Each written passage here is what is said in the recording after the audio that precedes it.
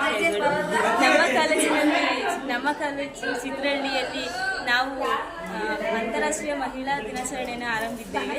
ಅದರಲ್ಲಿ ನಾವು ರಂಗೋಲಿ ಸ್ಪರ್ಧೆಯನ್ನು ಹಮ್ಮಿಕೊಂಡಿದ್ದು, ನಮಗೆ ರಂಗೋಲಿ ಸ್ಪರ್ಧೆಯನ್ನು ಮಾಡಿದ್ದು ಒಳ್ಳೆ ಮಹಿಳಾ ದಿನಾಚರಣೆ ಶುಭಾಶಯಗಳು.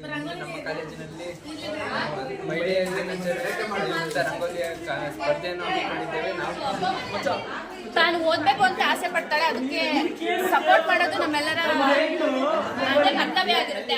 ಆಕೆ ಓದಿದ ಮೇಲೆ ಏನಾಗಬೇಕು ಅಂತ ಎಕ್ಸ್ಪೆಕ್ಟ್ ಮಾಡ್ತಾಳೆ, ಆಕೆ ಡಾಕ್ಟರ್ ಆಗಬೇಕು ಅಂತ ಎಕ್ಸ್ಪೆಕ್ಟ್ ಮಾಡ್ತಾಳೆ, ಏನು ಇಂಜಿನಿಯರ್ ಆಗಬೇಕು ಅಂತ ಎಕ್ಸ್ಪೆಕ್ಟ್ ಮಾಡ್ತಾಳೆ, ಟೀಚರ್ ಆಗಬೇಕು ಅಂತ ಎಕ್ಸ್ಪೆಕ್ಟ್ ಮಾಡ್ತಾಳೆ. ಅದಕ್ಕೆ ನಾವು ಮೊದಲನೇದಾಗಿ ಆದ್ಯತೆ ಕೊಡಬೇಕಾಗುತ್ತೆ. ಅವಳು ನೆಕ್ಸ್ಟ್ ಫ್ಯಾಮಿಲಿ, ಅವಳ ಲೈಫಲ್ಲಿ ಫ್ಯಾಮಿಲಿ ಅನ್ನೋದು ತುಂಬ ಇಂಪಾರ್ಟೆಂಟ್ ಆಗಿರುತ್ತೆ.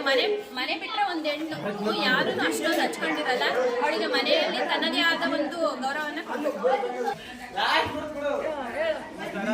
ಮಹಿಳಾ ದಿನಾಚರಣೆ ಶುಭಾಶಯಗಳು. ಮಹಿಳಾ ದಿನಾಚರಣೆ ಪ್ರಯುಕ್ತ ನಮ್ಮ ಕಾಲೇಜಿನಲ್ಲಿ ರಂಗೋಲಿ ಸ್ಪರ್ಧೆಯನ್ನು ಆಯೋಜಿಸಲಾಗಿದೆ.